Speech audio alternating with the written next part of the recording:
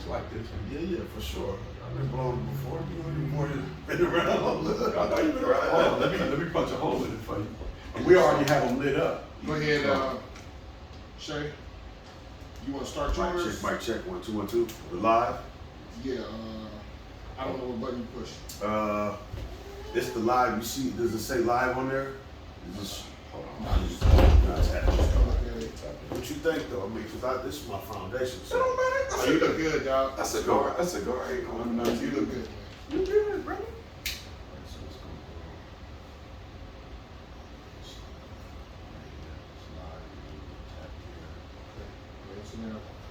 Now wait, pull on that. Cool. Hold on, let me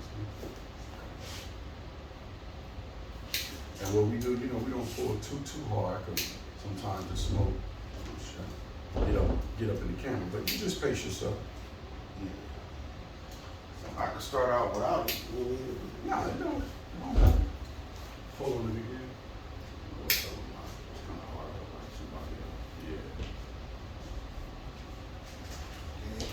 Camera 1 going. Camera 2 going. All right. You got it real good right now. So, get ready for your intro. Okay. 1 minute. 1 minute. 1 minute. Intro. Hold on, Big Daddy. Hold on. I got my goddamn technical director over here. You got the live up? No, we ain't not live yet. Okay. I'm waiting. I'm gonna start. I'm like Noriega. If I have to go to this, because it's like my notes today, since I don't have that, we just keep talking. And like, we'll get a pace. Like, I'll ask you a few questions. First thing will be about your love for sneakers. And you was heavy in the game, because you motherfucker, the only motherfucker I know that had a fresh pair of sneakers like Jordan every day in high school. Like, who the fuck does that? Right. Like, who does that? And look, we're very candid. I cuss a little bit.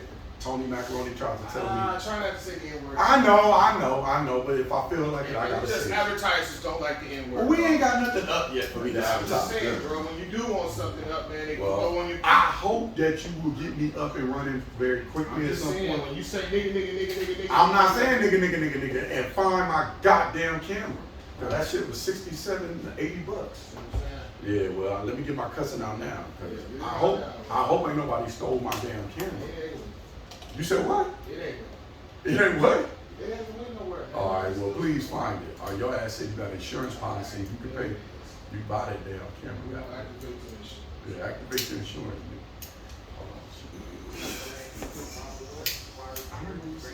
Wow, look. See, you got another lighter? I'm gonna go buy another lighter. See? He goes out. We don't need it, 'cause this shit. And it's fluid in here. Work. Yeah, Okay, so we got get going, folks. okay. But we might run a little bit over an hour, just so you know. Just so you know. That's all we need. Good. Can you see me?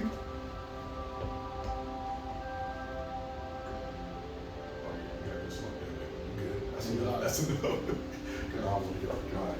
So on 3, 1, 2, 3, action. All right, my people, we are back with the Dope Kicks, Tom Good Smoke, Happy Hour. We are coming to you live from the White House in Inglewood, California. First off, I want to say, bring Brittany Griner back home.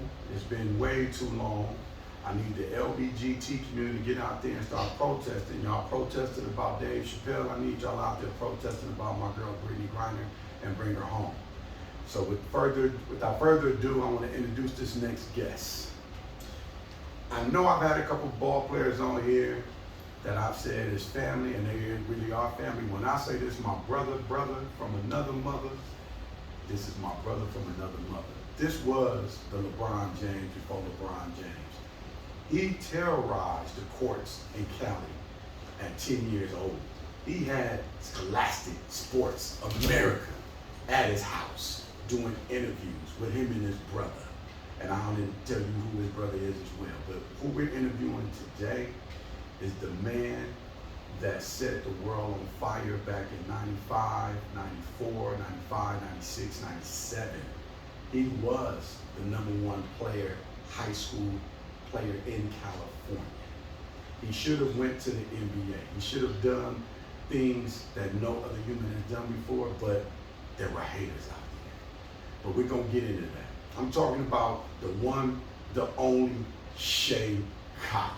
Let's give it up for Schea. I'm glad he's here. I'm happy he's here. My brother, thank you for being on the Dope Kicks Time Good Smoke podcast. How have you been, my brother? Bless, highly favored. Appreciate you, bro. Okay. It's been a minute. It's been a minute? All right. So, first I'm gonna give a little shout out to my sponsors coming from Inglewood. We got this beautiful Dizzle right here, the Dizzle. I'm gonna pour myself some. Schea gonna stay on that non-alcoholic Kool-Aid over there on, but he is smoking with your boy on this one. He is taking the tote, of that good smoke. But I'm gonna show the sponsors that I support them 100%. I want to give a shout out to Dizzle and tell them thank you. So Schea, we're gonna get into this, man. We're gonna get into the sneakers first. Growing up, you being a top player, AAU player, what was the sneakers that you loved to wear on the court? What was your sneaker of choice? Great question. I love the Jordan 5s. The Jordan 5s. Yeah, Okay. light, durable, soft, and highly fashionable. Highly fashionable. Yeah, on and off the floor. Okay. No other sneaker besides the Jordans, the Nikes, anything else? I had favorites. Okay. I think on the blacktop when we played outside, occasionally I'd rock the Air Raids. Okay. That sole was more for the outside game. Yes, sir.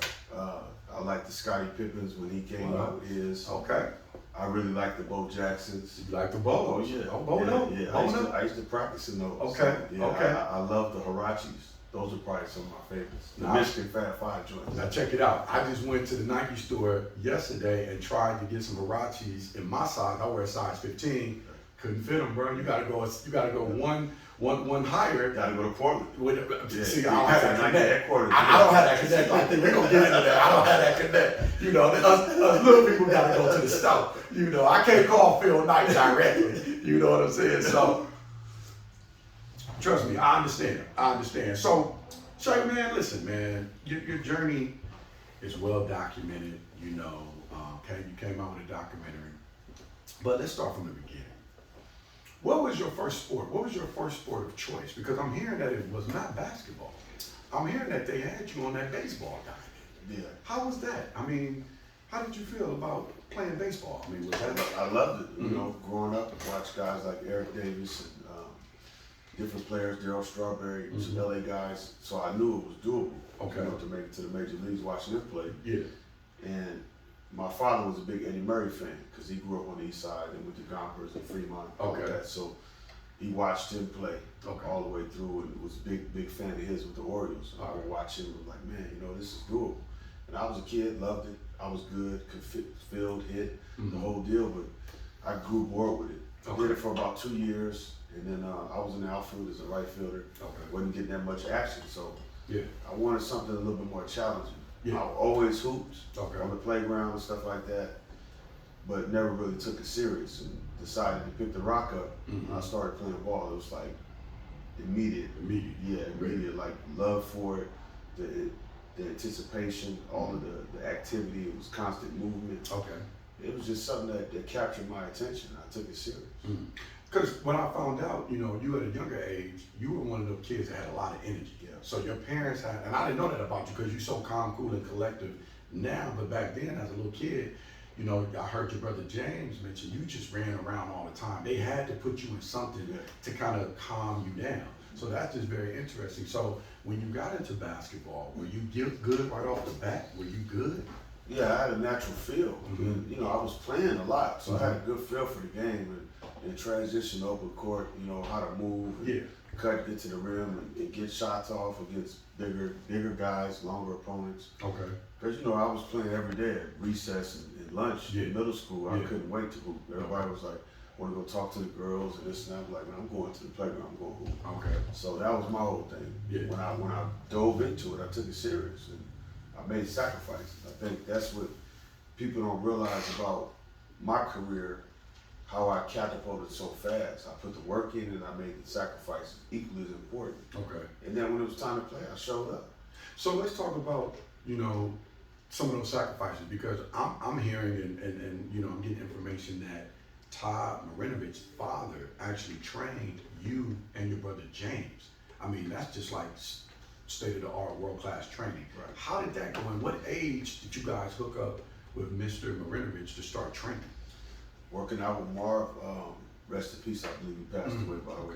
Marv Marinovich, I think we started working with him when I was around 12, 13, right in there. And it was intense. A lot of people didn't like training with him because he was serious-minded and just kind of like in your face and just get after it. But it worked for me because that's kind of how my dad was. So I wasn't really scared away by that. It was more about, can he make me better? I know what God gave me, the work that I'm putting in right now, and with this cutting-edge techniques that he's bringing to the table with Eastern European devices, it could take me to a whole nother level. And it just took my game to a level that nobody had really seen, I think, really at that time, and maybe even since. There's a lot of great players that have come along, but I was good early. Yeah. You know what I mean? And I hit the ground running. And I was playing up all the time. So a lot of older guys knew about me because I was playing in these tournaments and stuff. And I was an underclassman and they were juniors and seniors. Okay. And I was holding my own. So I think it picked up pretty quick. Well, you had cameras following you around. I mean, she's at 12, 13 years old. I mean, there's footage of your mom. I love her. She's a beautiful, beautiful individual, Gaynell. She would go to all your games, and then you had local TV stations following you around at, like, I remember from 10 to 12 to, up to 13 years old, following your travel team. How was that for you, and how did they keep you grounded? Because I know as a 10-year-old, you see lights and camera, they're touting you the next big thing. How were they able to keep you grounded and not getting a big head? Just the way my parents raised us was more about, you taking the trash out every day. You get home, make sure your homework is done. Yeah. We had a program. It was just like, stick to the program. Don't get outside of that box, because we had different examples, family and friends. People get caught up in the street. Yeah. And what that road looked like. So we had those experiences too. Okay. Basketball was more about, this is like a safe haven in my sanctuary. Like when I started hooping, I was locked in. I looked forward to it, the competitive side. Had a lot of energy because I had ADD and didn't really know it. So it was kind of like I can express myself through the game of basketball. Okay. Whatever I'm dealing with in my life, I took it out on the opponent. So when they saw me play, they looked like you're playing with a chip on the shoulder, because I felt like I had something to prove. Because it was new to me. It was like baseball was my thing, and then basketball just kind of like swarmed me like bees on honey, and I couldn't get enough of it. And then with an older brother playing, training and playing against him all the time, it's like kept raising the bar.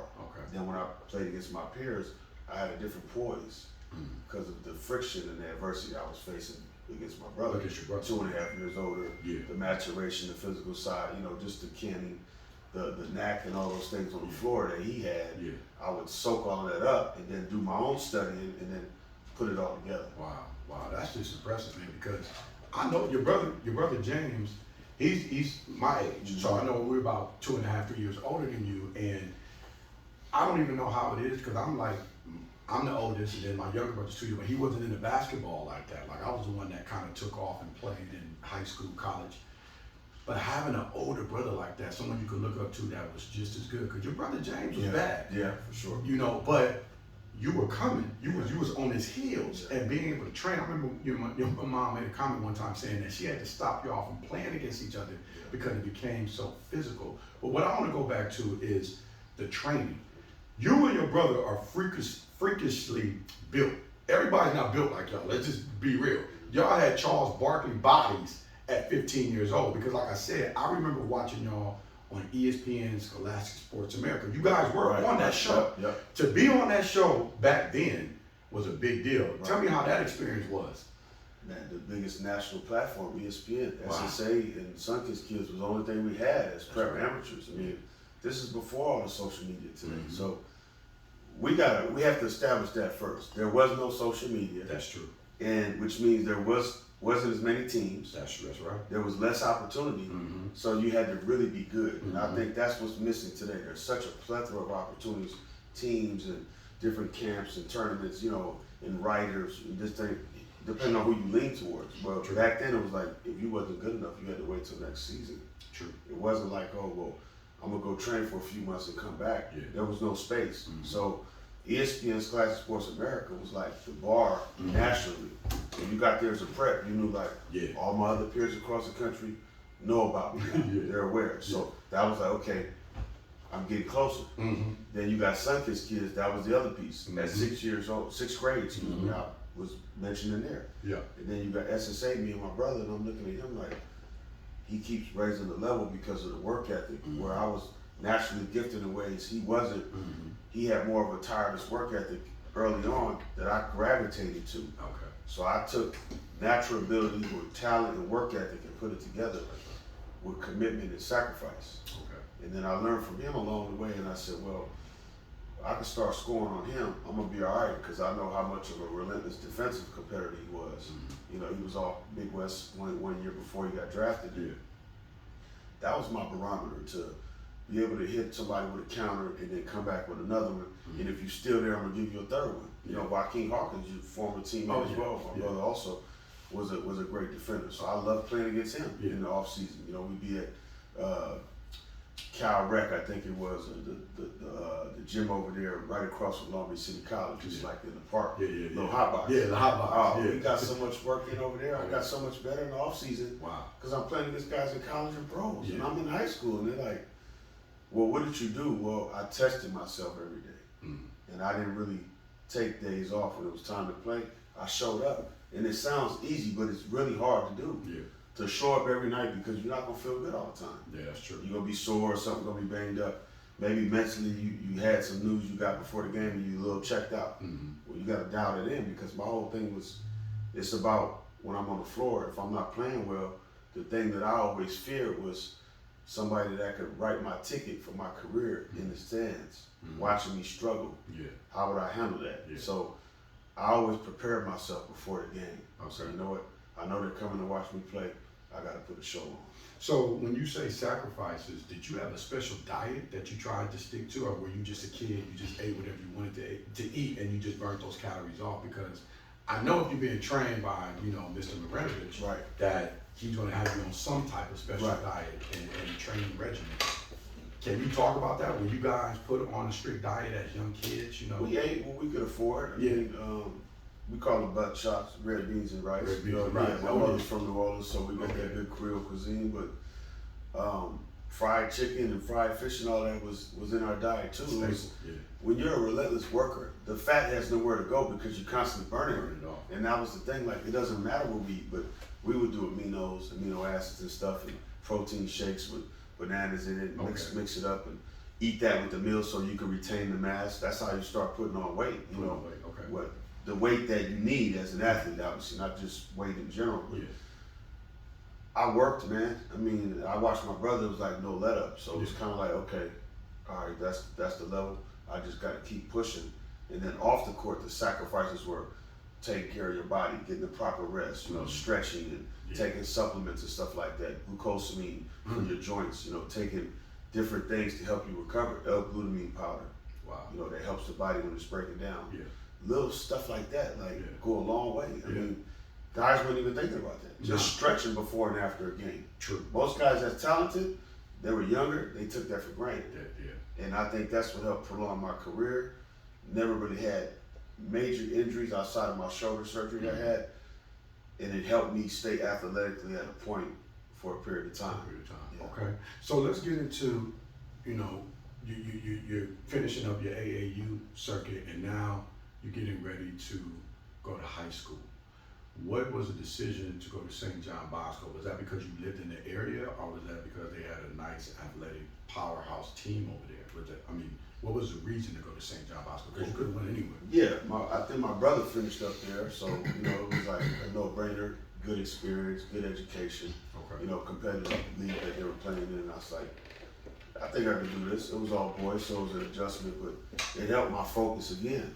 You know, being on campus, knowing I could take care of my school basketball and have your social life after. And that was kind of like the play with that. And it worked out for a period of time. Obviously, I transferred out as a freshman.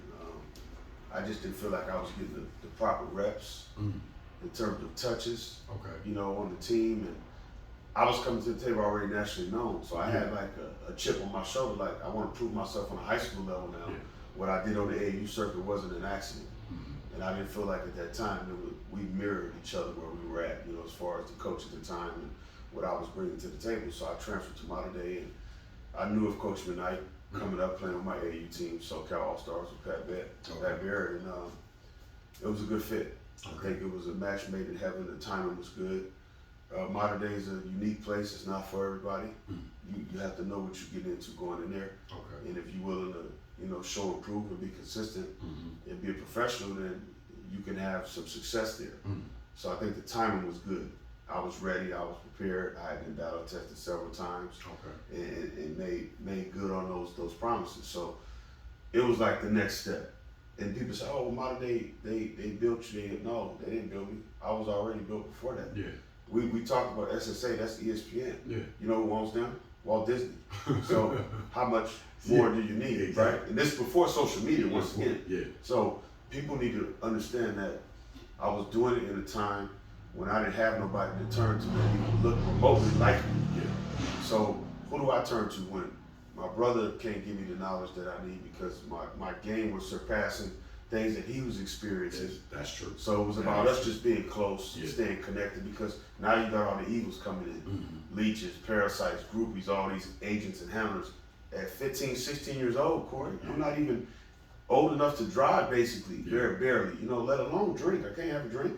You know, I'm saying to myself, this is crazy. And I'm over here playing with Magic at UCLA men's gym. Wow. Only high school player in the gym. Everybody else NBA players.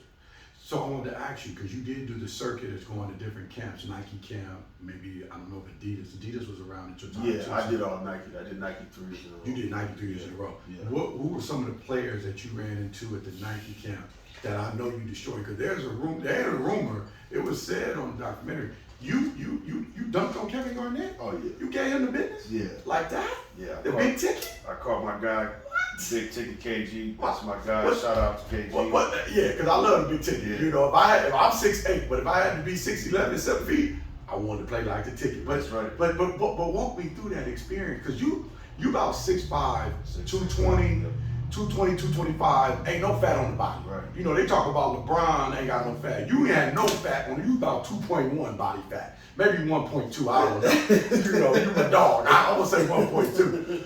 How did that happen? Where would you walk us through that situation? Because Vegas. Vegas. Yeah, summer. Oh, okay. I was in summer league. I was Okay. actually in summer school rather. Okay. At Modern Day at the time. All right. And one of my courses, I think I had a D or something like that. I should have passed it. But Okay. there was an issue with the teacher. So Okay. the summer school got a call from my coach. KG was being flown in to play with K-Swiss with Paul Pierce and Barron's team. Okay. Which was the LA rival for us. Okay. We were beat up all the time. Yeah. Paul admits to it in the doc, by the way. So, anyhow, I knew KG heard about him. I'm trying to think if I had seen him at Nike camp before we played against each other. I can't remember, but I knew of him already. Okay. So I was excited about the game. Okay. And his big match was against Jelani McCoy, Oh, our center. I know Jelani. So they went at each other. Okay. And I love Jelani, but Yeah. Jelani had that before KG that night. He ain't had nothing for him. The KG just, the motor was on, he just turned the motor off. I don't know what happened. But Okay. he would have to attest to that, because it was kind of weird after that, because he pretty much reigned supreme in the paint, blocking stuff, beating everything from that point before. Okay. Me and KG saw each other a couple plays. I drove down the lane, left side.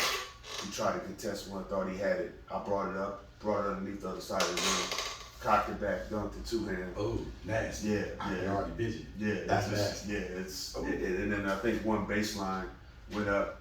He thought he had an angle on me, and I think I went up over the top. One hand, like lean, dunked it hard, quick. You know, just 2 or 3 different occasions. But I wanted him to know that I'm not just talk. I'm real. You know what I'm saying? This ain't just for Paul and this one and that one. You can get it too. You can get it too. I ain't mad at that. I'm gonna tell the story, which I probably don't want to tell, but we were playing against each other at pump camp up in Carson. So Okay. the pump. Shout out to the Pump Brothers. Absolutely. They gave me the exposure I needed. That's right.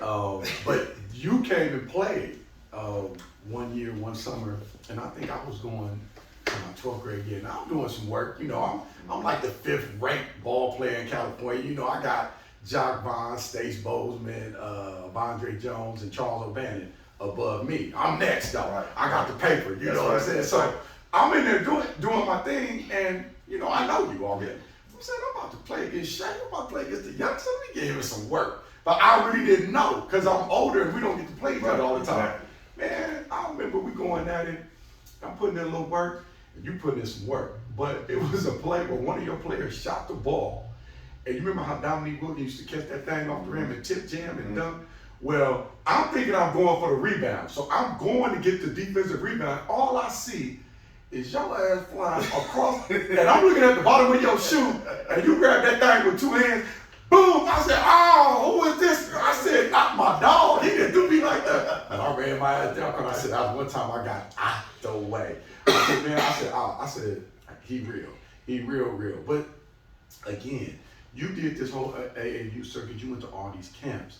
Did you ever play against Felipe Lopez? I did. So how did that match up? I'm talking about Dominican brother. Yeah, that's my dog. In Portland. Oh yeah. Yeah, we at the Nike headquarters. They used to have a Fab 40. Oh man, I miss it. Kareem Reed, Stephon Marbury, Felipe, myself, Ron Mercer, Kevin Garnett. Wow. I mean, it went on and on and That's on. big We time. had everybody in that thing, man. And I'm saying to myself, where did it go? Why did it stop? Okay. You know, playing against Felipe, he was so smooth because he played soccer coming up. Yeah. So he did good footwork too. Yeah. And then he was long, kind of wiry, semi-athletic, really had a knack for scoring a lot of different ways. Okay. And he played with a lot of pizzazz because he was Latin too. So he'd be out there doing doing a little salsa ranger, having a good time. Yeah. So shout out to my man Felipe. Yeah. He's doing a lot of great humanitarian efforts right now internationally. So, but I mean, he was. Before Marbury, he was the king in New York. Oh, yeah. You know, next to a guy like Kareem Reed. Okay. I mean, the best kept secret, Kareem Reed, he was Kareem was tough. I seen with the Rock. Oh, yeah. Kareem was a monster. Yeah, he set the table. Oh yeah. Finish. Kareem was not. Yeah. Kareem was not. The funny thing about the Lopez story, we all looked up to Felipe because we had never seen anybody Dominican like that coming from New York to put in that type of work. Right. So we go to the Vegas tournament like all the high schools would do. And Stackhouse is there. So my team from Morningside, we're there, and then Stack come through, and you know Stack walked through that thing like he Jordan for real, because Stack really thought he was MJ. Right. Well, him and Felipe had to play a showcase game against each other. When I tell you, Schea, the whole gym was on edge. You couldn't. It was no room to sit. It was standing room only. And when I tell you they went at it, them two brothers went at it. I mean, they went at it toe for toe, but it was just like a great time for basketball in the state of California on the West Coast from at least 91 to about 95, 96. Because we had players on the West Coast with Toby Bailey, yourself, Austin Crozier, Keith Van Horn, Ed Gray, Jock Vaughn, me, Stace, Dominic Ellison, you know, Akili Jack. We had guys that could compete against the East Coast guys at that time. You know, the East Coast would always brag and say they always had the best players every year. But between 91 and 96, they had to come holler at us. They had to come holler at us. I wanted to ask you this because you mentioned transferring to modern day. Did you get a lot of flack for that? Did you get a lot of people saying, oh, he's leaving because he didn't have good grades at St. John Bosco? Because you know that was a knock against you, which probably wasn't true. Like I said, I didn't know because I wasn't really in the inner circle at that time. I was off doing my thing, but those are the rumors we would hear. What was your reason transferring to modern day? Because I know watching the documentary at the time, it said because of the earthquake, you guys had to move. Can you elaborate on that? Well, that's when we had to move back because we weren't getting work being in Orange County. So going to modern day initially was I wanted to play there. Quite frankly, the opportunity presented itself. Bosco wasn't working out for me at that particular time. It was just like a character thing. Okay. Modern day was a better fit for me, and it worked for 2 years. Like I said, it was a match made in heaven. And then my father having an LA County permit, doing construction, we weren't getting work in Orange County. We had to move. We lived in Huntington Beach, and I would commute to school. You know, two of my managers from the team, Jeff Holiday and Alex DeLeon, would pick me up in the morning. You know, because I'm a freshman. I'm not even 16 yet. I'm still 15 years old. Yeah, you know? 15. You can't drive. Right. I'm at 5:30 in the morning getting up, so they could grab me at 6, you know, they started early, and then get to school early, watch some ESPN, try to get caught up on the games, you know, the finals from last night, the scores, and get ready for school, because I knew it was going to be a long day. You know, it wasn't just a normal school day. It was like, I'm in lunchtime, I'm in the locker room, because I was more of an introvert, so I was kind of antisocial. So now I'm watching my film of the games that I played the night before, studying my mistakes, writing down notes. Okay, next time I'm gonna go left instead of go right. He cut me off, I'm gonna spin back next time. I'm not gonna try to keep driving it. You know, little stuff. And you play these visualizations in your head over and over. And I would play games in my head, 3 games, full games, before I even got on the court. Wow. Worst case scenarios you could be put in. Wow. So when you get in the game, it's like, yeah, y'all don't have an answer for me. You think you got me, but you really don't. You know, I'm setting you up for another counter right now. Or I'm about to fade off you, you don't even know it. Or I'm gonna go up underneath your arm. So you were studying film 15, 16 years old. Most people weren't doing that. They was on the lunch. Exactly. They was in the lunch line on the playground chasing the girls. You were serious about your craft. Man, that's remarkable right there. So you're at Modern Day. You being heavily recruited, you lead them to the state championship. Didn't y'all win the state championship? Because I know y'all won CIF. You gotta win CIF before you can get to the state. So you go 33-4, 33-1. You know, you got numbers. How did Nike get involved? How did you start getting all these sneakers sent to your house? They was involved in AAU before high school. So they were just giving you sneakers back then? We had a Nike deal in high school. Well, in AAU, let me see, 8th grade, I think is when Nike came in. Right before our freshman year in high school. My coach was one of the first to have a Nike deal on the West Coast at that time. For 4 months of basketball, he was getting 6 figures. Wow. That was a big deal. You know, and then he's pulling up in a brand new Benz with the rollie and a nice necklace on. I'm like, man, life is good. Coach was? Yeah. With the rollie? Yeah. Oh, okay. Life has got to be good. And I'm looking like, okay, he's doing that. This is getting real. Because he used to drive a van. Yeah, that's how it really was. So, and I wasn't taking no money. See, that's where people get twisted. I was the road show now. You was bringing the money. Yeah. You the reason why he got the paid in full looking Benz back then. Okay, talk to me. Yeah, I mean, I was basically bringing the people to come watch because of what I was doing on the court. And we was winning, making it look good, having fun. And then I'm raising my levels of my teammates. Yeah. Right? A great player makes everybody around him better. That's true. A good player gets numbers. That's right. There's a difference, you know what I'm saying? So Nike knew what they were doing. They was vesting in me because they was sending out the Agassiz. I get the Pippins, like I mentioned, the Air Raids. They had Bo Jacksons. We had, I mean, I can name every major athlete that was a pro. I had their shoe if they had a shoe at that time. That's cold. In the 90s, guaranteed. That's cold. And sweatsuits, all the Jordan sweatsuits he made, had all that. Oh my God. Okay? The socks, everything. You ain't keep none of that? You know how much that stuff worth now? Nah. Oh my God. And it was like candy, man. You kidding me? I was giving certain sneakers out after the game. Oh, damn. That's crazy. You know what I'm saying? Like, Corey, I was the only one in the state of California still today, you can fact check it, that's ever been the CIF state player, John Wooden Player of the Year in 95. I was a sophomore in the state of California. Never been done since. I fact checked that. Yeah. That's crazy. Never been done since. That's crazy. You know, and they act as though anybody can do it. No. Show me one. Because Shea, when I look at some of the footage of you at Modern Day, man, you was killing. I mean, two-hand dunking. You know, you was kind of like Karl Malone and Charles Barkley all wrapped into one. You know what I'm saying? And couldn't nobody handle you on that level. Talk to me about some of those leeches, some of those agents, some of those college coaches. What were they putting in your ear that they wanted you to do? I mean, listen, we can talk about it now. They can't harm us no more about this.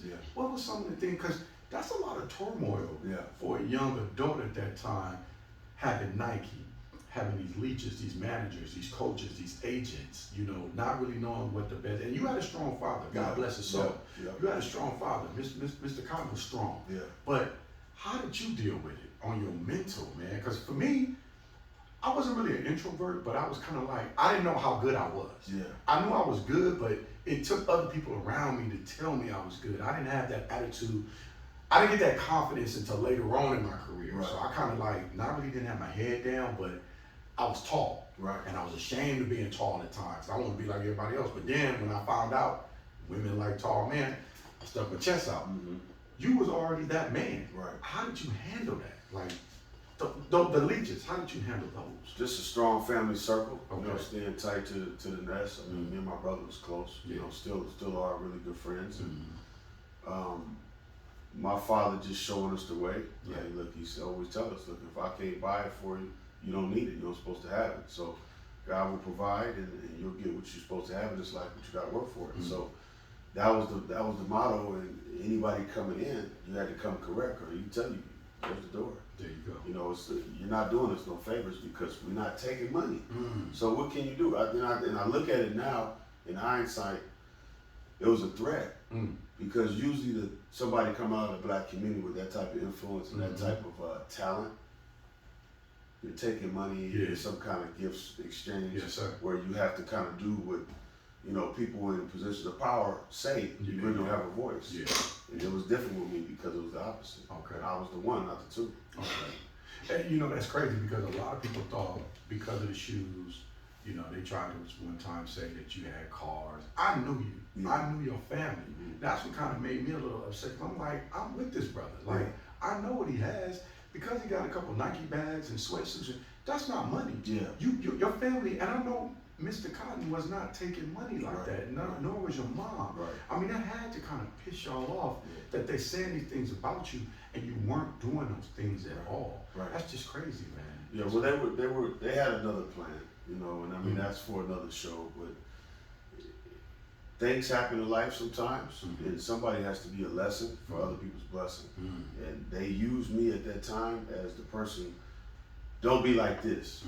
And so when they talk about me now, I hear a lot of what I was then, but I don't hear a whole lot of the man I am today and the work that I'm doing.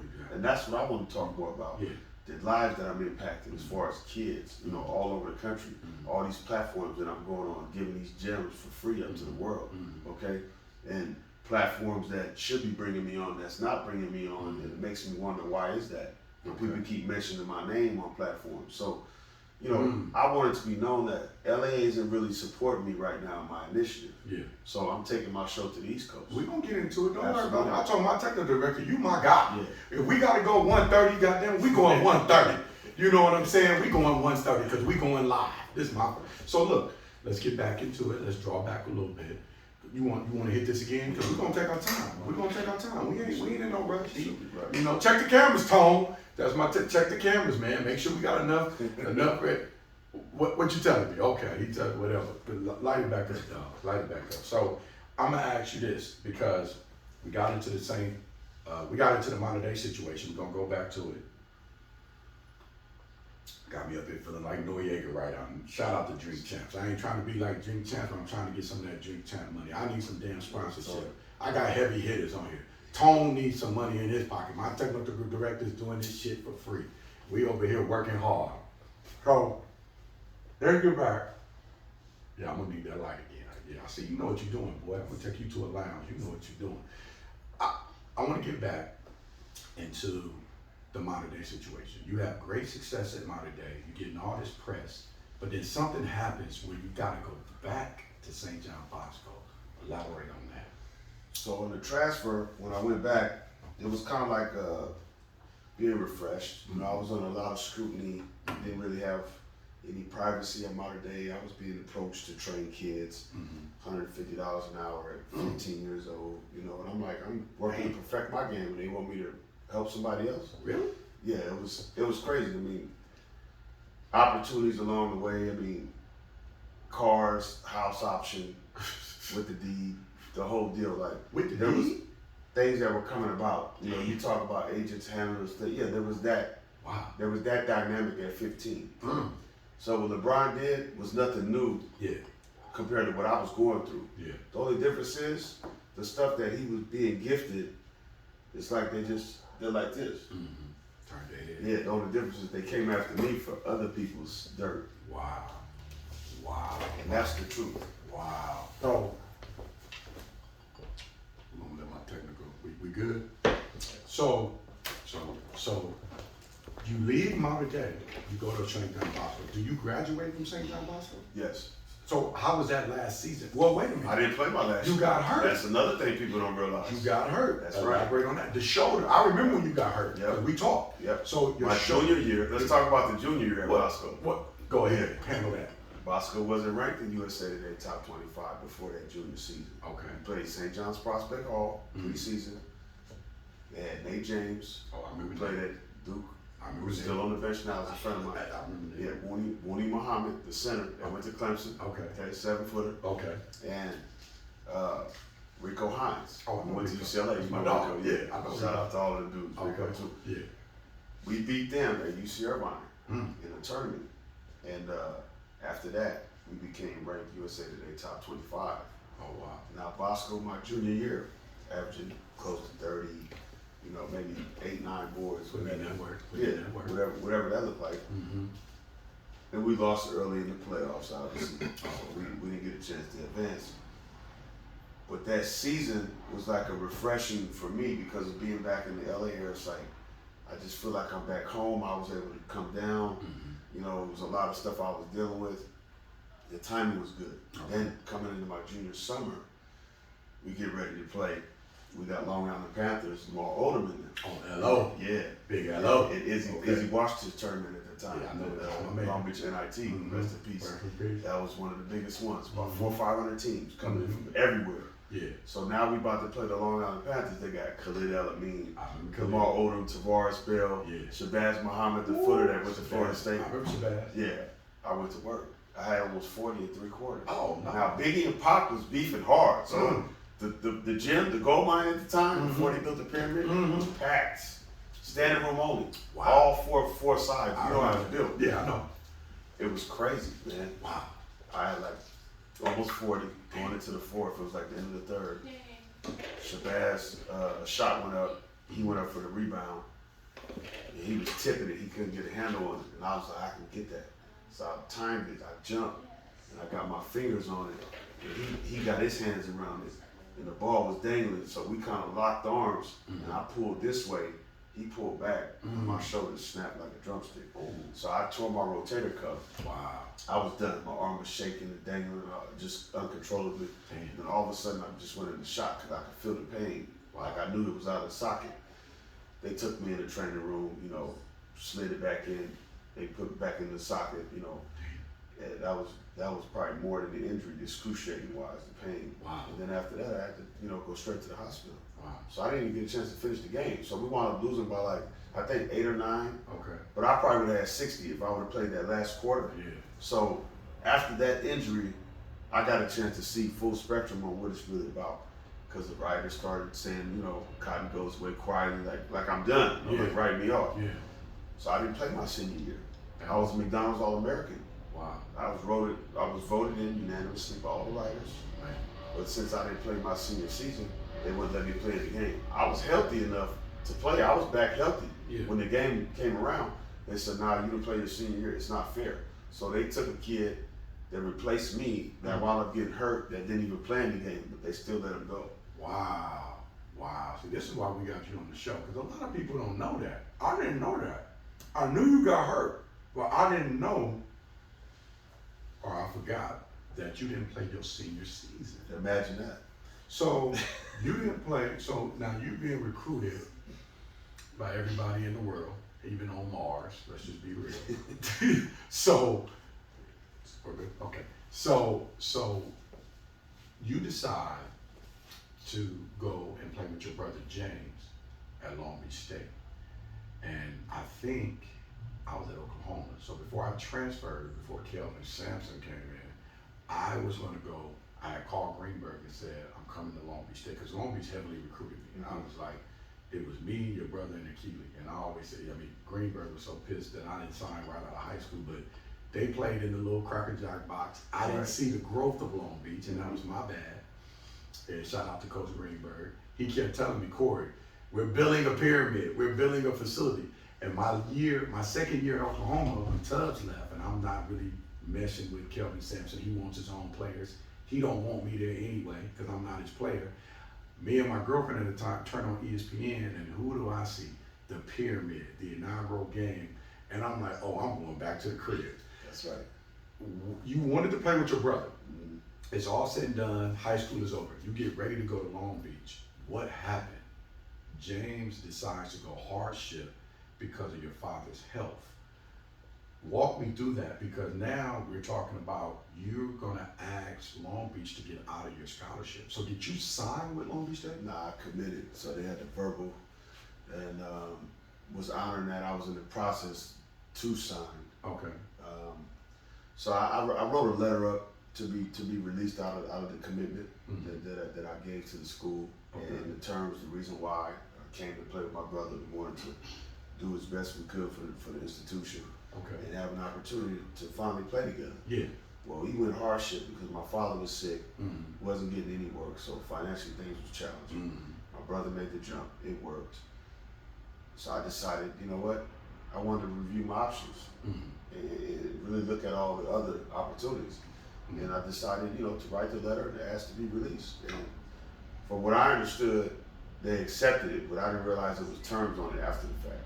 So I think that has a lot to do with the way things kind of went thereafter in my career. Wow. So a lot of money was lost, Corey. Wow. Right? It's not enough time. It's gonna be in my book. Oh, you don't want to give me all the juice. You gotta give me all the juice, dog. You gotta give me all the juice, man. I can't just get a little bit of juice. We going live. Okay, so hold on. Let me get my mind right. Hold on. Holy moly, guacamole. Let me get my mind right. Shout out to Nori for that.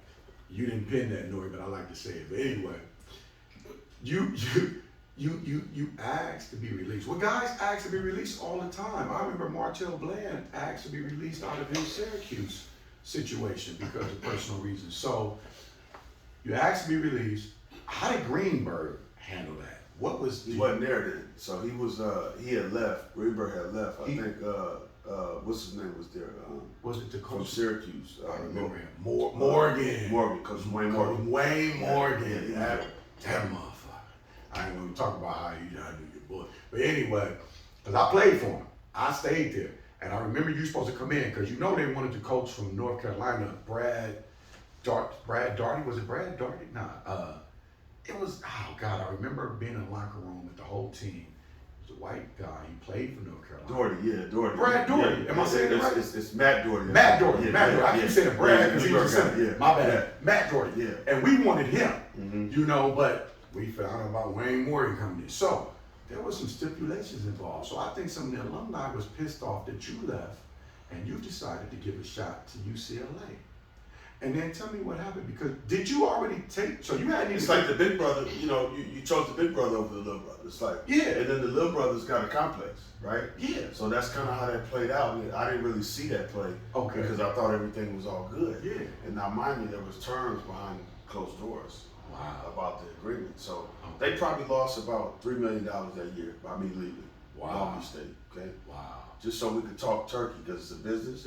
They don't want to admit to it, but that's really what college sports is. So, and football and basketball drives the institution. So, you taking that kind of money off the table, a local talent from the city.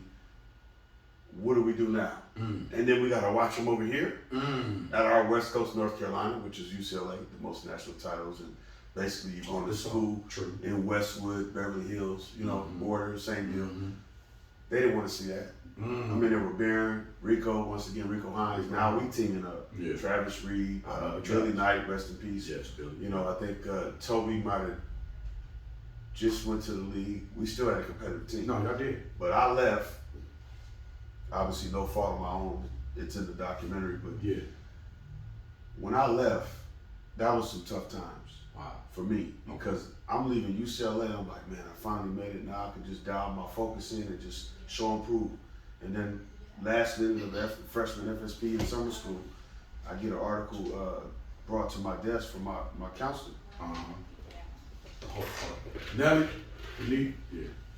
I got some outside sources, but she's part of the team, but she's a little loud. But let's get into that. You took the SAT. Right. And because you already mentioned early on that you had somewhat of a learning disability, doesn't mean that you were uneducated. You just needed more time to take the test. They tried to make your SAT invalid because you just needed more time. It's not like the rumors that we hear about somebody else taking the SAT or a test for another athlete. You were actually in the room taking the test. Right. You just needed more time. Right. That was being proctored by my guidance counselor, rest in peace. You know, Miss Goodman, Vicky Goodman in St. John Bosco. You know, it's asinine. The stuff that I had to go through the enormity of all of that, Wow. I wouldn't wish on, you know, a dog. And I love dogs. At the end of the day, it's like, what did you gain? At what price would you go to ruin a kid to send a message? I'm still here. Thank the Lord that He got a different plan. It's bigger than the NBA. Yeah. It's bigger than NCAA too. Oh yeah. It's a village campaign. Yeah. And for me, it's about how many kids can I touch with my life before God takes me? Because what they took away from me, no money can repay. That's true. And the thing, you know, that was shocking to me, after you were found ineligible to go to UCLA, you had to go to a prep school. You decided to go to prep school. But there was one situation where you said you sat in a car, kind of similar to Dennis Rodman, and it touched me a lot because I didn't know this until I watched the documentary. You almost decided to take your life. You were contemplating suicide. I don't even know how to say how was that. What led me to that point? Yeah. The pressure and the stress of a feeling of it being a disappointment, feeling of embarrassment when you show on your face every day in the city where you made your name when you was reigning supreme, and now things are traveling downhill. We're on a descending experience, and nobody can help.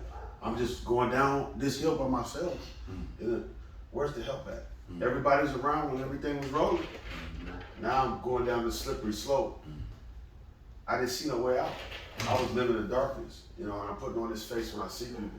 And then I'm hiding this hurt and this pain, camouflaging it with the way I approach my game, you know, and letting it speak for itself, but still, I'm suffering quietly.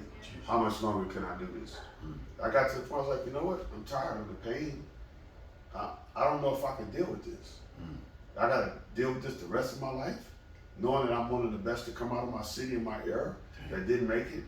And I dragged the guys that even became Hall of Famers out of our city in our era. True. It was a hard pill to swallow. And it's like everybody was happy to see me struggle.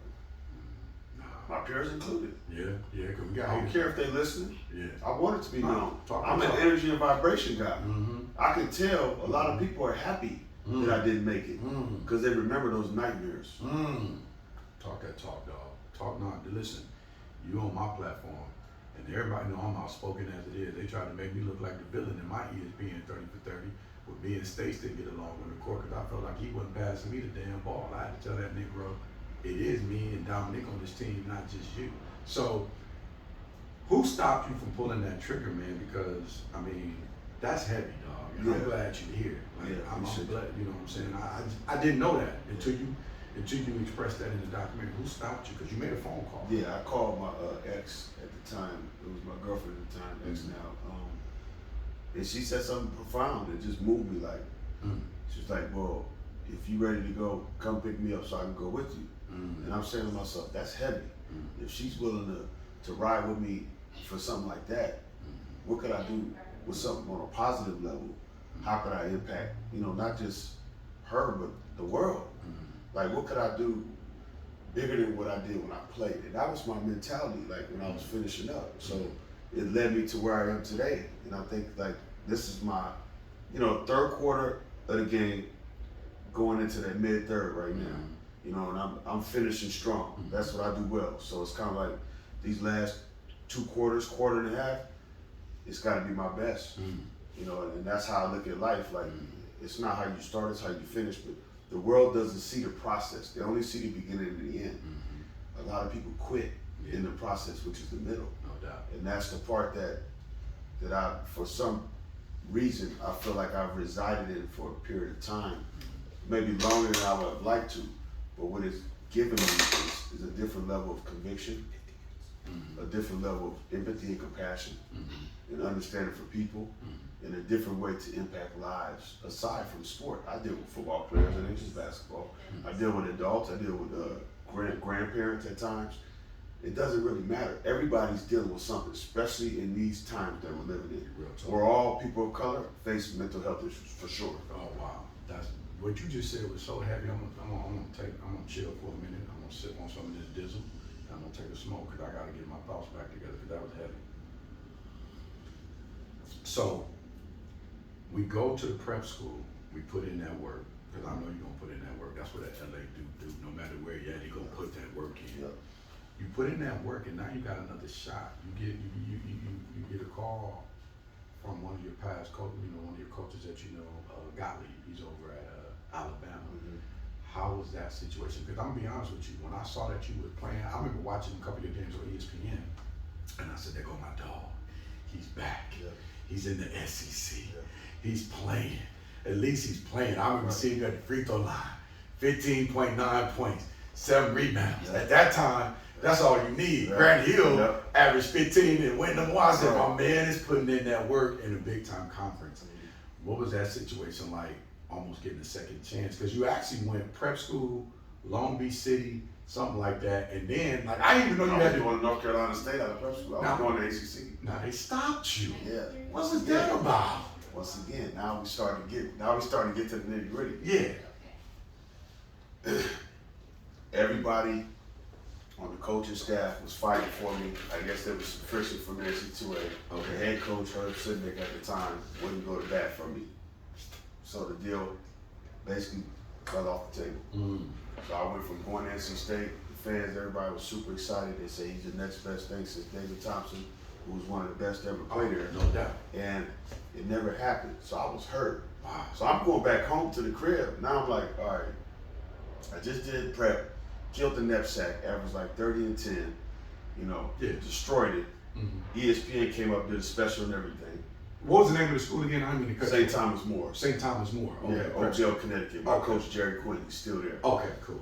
New York City guy. He went to Archbishop Malloy with Kenny Anderson. Okay. Shout out to Mr. Chips. No doubt. No doubt. Flying back home after putting that work in and during that year after I left UCLA, I couldn't tell you how hard that was. Damn. It was like doing 5 years in the pen or something. I mean, because I'm isolated. Yeah. I'm in the cold. Yeah. It's an all boys environment. Oh. St. Thomas More is not co-ed either. So Okay.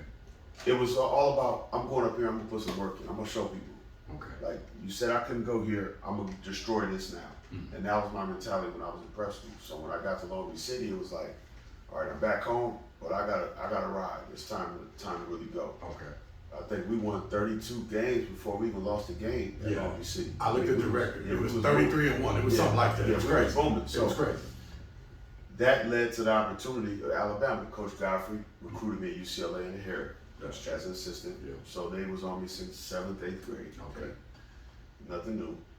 I thought the opportunity was perfect because he knew me, I thought, and he was going to be a man of his word. Yeah. He was going to let me play the 3, put the ball in my hand, and let me do my thing. Yeah. We had a guard that was going to give me the rock, and he was, I was going to be able to corral the troops in a nutshell, and really help raise those levels and see how well we could compete. SEC's a power conference. We had big Monday Super Tuesday games. I said, this is perfect. I do my thing here, and it set me up for the draft. Okay. I came in and went to work. Preseason, I was averaging over 30. Yeah. I mean, I gave Delaware on Arizona's court in Tucson almost 40 in the preseason tournament, playing the 3. Then all of a sudden, SEC started. I have a meeting with the coach. I got to play out of position because my 4 goes down. Our center got hurt, tore his knee up. They said, well, we don't have nobody experienced to play the 4-5. We got to play you out of position or you can't play at all. I'm a hooper, so I got to play. Yeah. Just put me on the floor. It was probably one of the toughest seasons of my career. And see, Schea, coaches really don't know how playing out position hurts a player. Now look, you know me all my life. I was built like Reggie Miller in high school. I had to play center because I was one of the tallest guys on my high school team, but I was never a center. I never had the type of weight or the mass to play that. I was like one of the first players on the West Coast coming out of high school compared to Scottie Pippen. I didn't give myself that name. The coaches did. One of my coaches, Coach Young at Fremont, used to call me Pip all the time. They don't understand what the development is for a kid to play his natural position to really get him to where he needs to go to be successful. They think they can just throw you around anywhere they want to, and you can be, but you have to work on your skills that are going to get you to that next level. And you're a guard. You're 6'6". There's not a lot of Charles Barkley's out there. Exactly. And that's not you. Right. You need to be able to put the ball on the floor, shoot that mid-range, shoot the 3, take them off the dribble. And see, coaches don't care. And that's why I said if I ever do become a coach, I'm going to treat the players not as cattle, but as men make sure that they play the position because they played me out of position for years. I remember when Sampson came into Oklahoma, that was a creation of a stretch four. I didn't know what a stretch four was, but I wasn't a four. Right. I was a three. Right. You know, you're trying to make me into something that I'm not, and all of a sudden, and I'm like, bruh, I'm a wing player. I don't have the size or the girth to be battling somebody 260, 250 pounds. I can try, but I'm not gonna be successful. Right. And I knew that, so I got my ass up out of there. Now it didn't help that I got, you know, injured when I was at Long Beach, and then, you know, it was a calcium deposit that grew, but I still need to play my position, and I understand that you went through an injury, a shoulder injury in high school. You have to take a pounding at the four spot. You shouldn't have to do that at your size, especially with your shoulder. And that's just messed up that happened. Because I never really understood, you know, what you went through at Alabama. I didn't know they played you out of position. Oh yeah, you know, it's all good because it just showed me that, okay, I did everything I could to finally get to this point, to have this opportunity, and here it is. I get jerk chicken by somebody that I thought was gonna have my back because we've had a tenure of a relationship from the UCLA days, you know. And it, you know, it's a 50-50 shot. I tell people all the time, you know, going to school is like a crapshoot, depending on the college you choose and the strength of your relationship with that head coach. Because an assistant will recruit you, but the head coach is making the decision. So they don't understand. They got, you know, they got to do their homework. That's true. That's true. So you spent 1 year at Alabama, which I did think it was 2, but you spent 1 year. Now the draft comes up. Did you think that you were going to get drafted after that 1 year in Alabama, after it was all said and done and your career was over, your college career is over, now your high school career is over, and now it's time for you to be a man. And you were a man then, but now it's really time to start paying them bills. And your brother actually got drafted a couple of years before, Supersonics, he played. Did you think you were going to get drafted? Were people in your ear? Were agents in your ear? What was that like? I was being told that I would get picked up probably mid-late first round, so it was guaranteed money. And I had a decent agent, you know, Fleischer at the time. And then I wound up signing with Steve Kaufman. Okay. And he had a lot of mid-tier guys, and he basically told me, he said, yeah, it looks good. We talked to Minnesota, Utah, the Clippers, and so it was 1 of the 3. Okay. Well, they had the most Europeans in that draft than any NBA draft ever. So it changed some stuff, the dynamic. You know, a few picks in the first round got pushed back, changed the whole dynamic of the draft. My name never gets called. One of the most demoralizing nights of my life, sitting there with my trainer, my brother, you know, my family, and they have to sit through the whole draft and say, wow, I know for a fact I'm better than everybody that he drafted in the second round. And the half of the first round, they can't touch me either. Okay. So that only leaves you like 15 spots. So you telling me I'm not good enough out of the 60 spots that all those guys are better than me, but you brought me to the Chicago pre-draft, and I basically killed all the drills. I was the second strongest guy in the camp. I had one of the highest vertical jumps. Wow. I was killing all the one-on-one drills and the shooting drills. Then we get into the play. I'm playing for Bill Cartwright, and I got AJ Guyton on my team. Cartwright was with the Bulls at the time. AJ Guyton's a Chicago guy. Okay. They put the ball in his hand. You can fill in the blanks, right? I said, oh, this is like a rerun of my college experience. The only difference is I don't know Cartwright. He probably heard of me. I watched him play, but I mean, he was okay as an NBA player. He was big, he was decent, you know, whatever. I would imagine he was good at San Francisco, but he wasn't my kind of player. When I watched the Bulls, I watched Jordan and watched what he did because he made them go. And then Pippen was his other guy, his 1-2 punch. You know, so I said, man, it's political. It's all set up going in the door.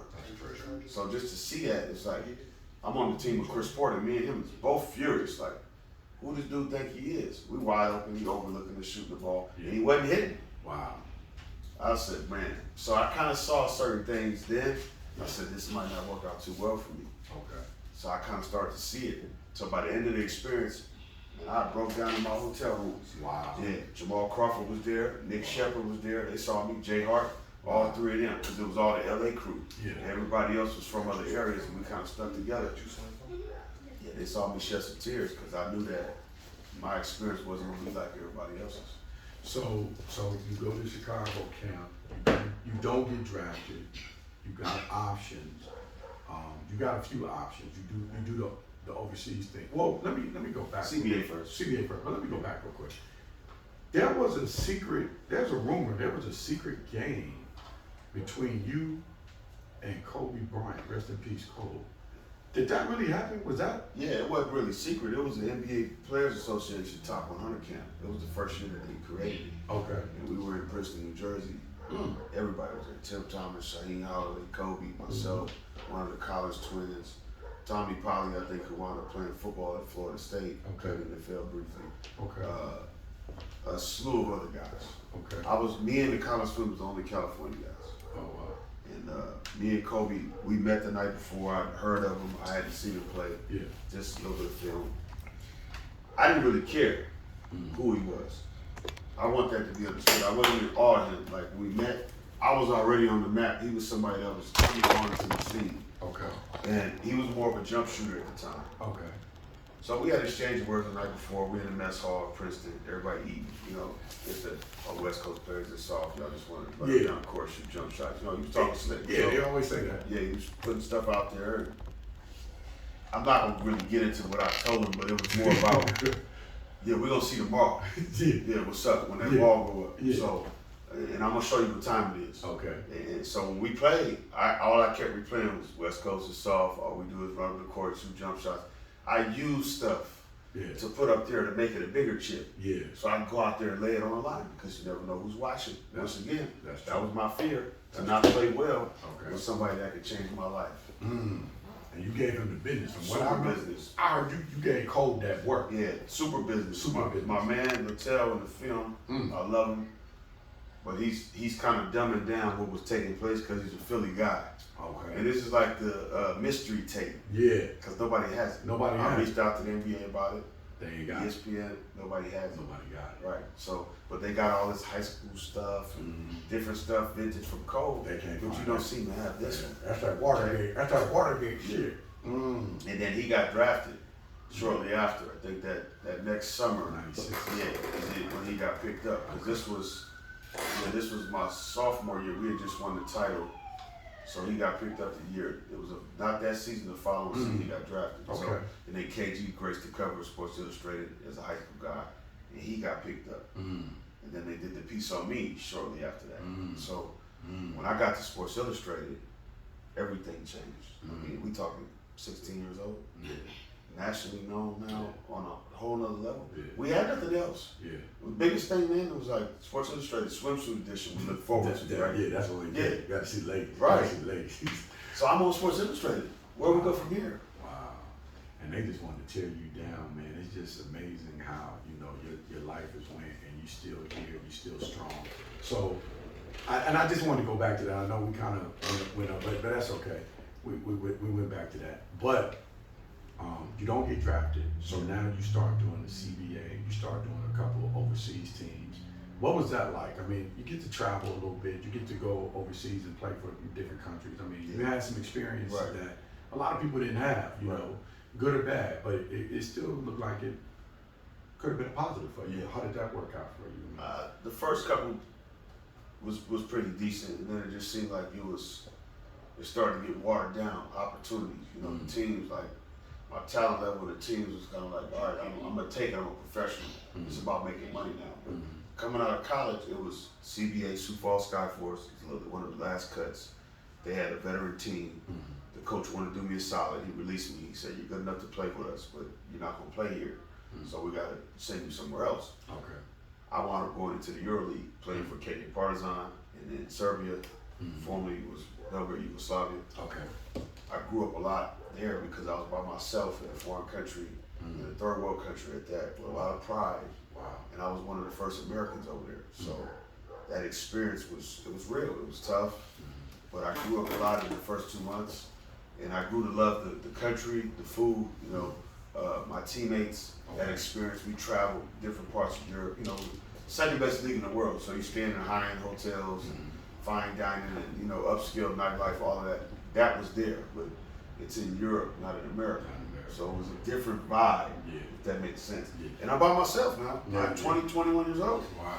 making $20,000 a month before bonuses. Wow. Wow, wasn't bad. Wasn't bad money. Yeah. I mean, shit, I'll take that now. Who wouldn't take that? Yeah. That ain't bad. So you do the European circuit. You see that your career playing professionally is kind of coming to an end. What's the next move for you? What was your next move? What were you thinking? Were you thinking, okay, I can probably help the youngsters by coaching the youth, you know, starting a foundation? What are some of the things that you're doing now that you might have thought about back then that have kind of manifested themselves? Take us through that whole journey. I think through the struggles, and I mentioned it earlier, maybe before we started, I think because of my walk, it's created a different individual within me. You know, it's like a rebirth that God took me through. He allowed me to go through the fire and go through all these trials to bring me out with all the experience and the knowledge to give back. So we created this Academy of Ideas. We partnered with the Long Beach Boys and Girls Club. This last year, we're doing a lot of great things. We've done a lot of skills clinics, but it's surrounded around mental health. So that's the real initiative. And the caveat is basketball, and our concentration is art. So I'm a big art person. People don't know that. I love art. I've always been fashionable. The sneakers is just the beginning. You know, I designed these shoes myself, but I'm big on the look and feel of things. Professionalism starts with the look and feel. You know, if it doesn't look right, you're not going to engage. So I thought I'd be like an architect coming up. I would always draw in my downtime. You know, and my life took me in a different direction. So I wound up studying communications in college because I used to always watch the reporters, the analysts on ESPN. I said, well, when I'm done, I like to be in the studio, in the panel, you know, covering games and this, that, and third. I'm not doing that today, but instead I'm a mentor. So I'm still utilizing my concentration, but when I played finishing up, I said, I got to do something bigger than basketball that could live forever. Where they don't just talk about me, but it's the work that I put in to other people before I close my eyes. That's what it's about today for me. When I was hooping, it was about, I got to embarrass that person in front of me. I got to show up and show out every night, no matter what I'm feeling, because I don't know who's in the stands. And I got to represent my name. You know, my pops always told me and my brother, you do something, you do it right, you got to give everything you got to it. Don't do it half, go all the way, or don't do it at all. And when you start something, you finish. You see it through. So that was my whole concentration. With this foundation, it's about no child left behind. Our motto is that everyone deserves the VIP experience. So with that being said, that's every resource, every opportunity for the kids, no matter what demographic you come out of in North America or abroad, you're gonna have every opportunity as a kid from the suburbs that comes from money through our foundation. So that's what we embody. Man, listen, this has been great. My technical director is telling me 110, but I'm gonna smoke one on this one because what you've done is drop some jewels, my brother. You are my brother, your family, you know I love them, your mom, God rest in peace to your dad. You know, James is my brother. He took care of me at Long Beach State. That dude made sure I was in the weight room. I was in best shape of my life messing around with your brother. Your brother don't play. And to have a big brother like that, he was like almost my big brother. You know what I'm saying? So, man, listen, I just want to say thank you for coming on the show, for taking the time to come on the show, for blessing us. Thank you. And another thing, where can people find you? Your social media, your Twitter, your academy. Tell the people where they can find you if they need to sign up. All my social media stuff for myself personally at Schea Cotton. It's IG, Facebook, and Twitter. All the same across the board. I have my Academy of Ideas. We got a landing page, academyofideas.org. Any information, just hit the contact button, send us an email, and we'd love to hear from you. And anybody that wants to know more about me, just tap in with me on IG at Schea Cotton and shoot me a DM. I respond because I handle that myself. There you go. Well, y'all have it. For me, shout outs. I'm gonna shout out my technical director because he's been with me from day one, Tony Macaroni. He better find my damn camera or he will be paying for that motherfucker. But anyway, I do want to shout out everybody that's following Schea that was in on this live. This is our first time going live. I've had my other guests on. We will have those episodes up and running very soon on my YouTube page, Dope Kicks, Time Good Smoke. Again, I want to say thank you to my brother, Mr. Cotton, Mr. Schea Cotton, man. Much success to you. And we out from the White House. Peace. 1, 2, cut. All right. Yeah.